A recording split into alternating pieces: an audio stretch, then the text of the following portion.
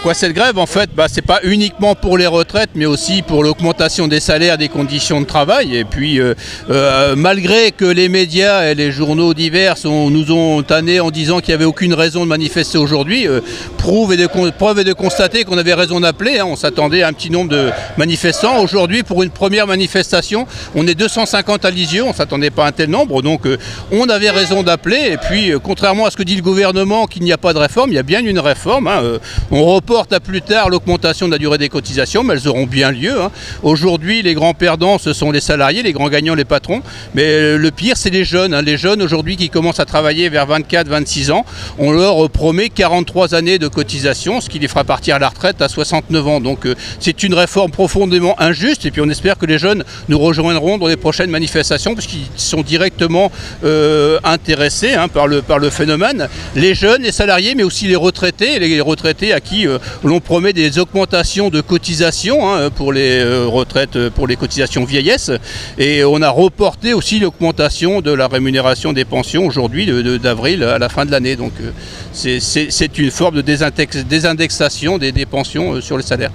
Là, nous avions proposé un rassemblement place Mitterrand à Lisieux à 10 h. Nous avons attendu que les manifestants arrivent.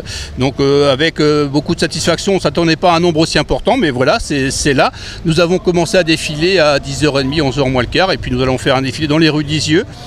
En passant par la rue Victor Hugo, on va monter la rue Henri Chéron, prendre le rond-point de l'hôpital et on redescendra pour une dislocation de la manifestation place Mitterrand.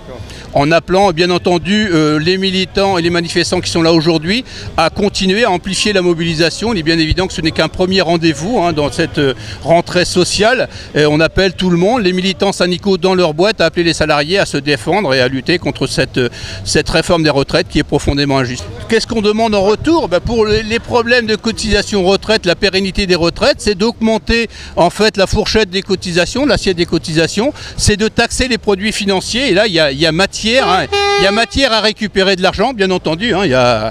Voilà, donc appeler les salariés dans les boîtes, il est bien évident qu'il faudrait que tous les syndicats appellent, pas uniquement le CGT, FO, Sud et Solidaire.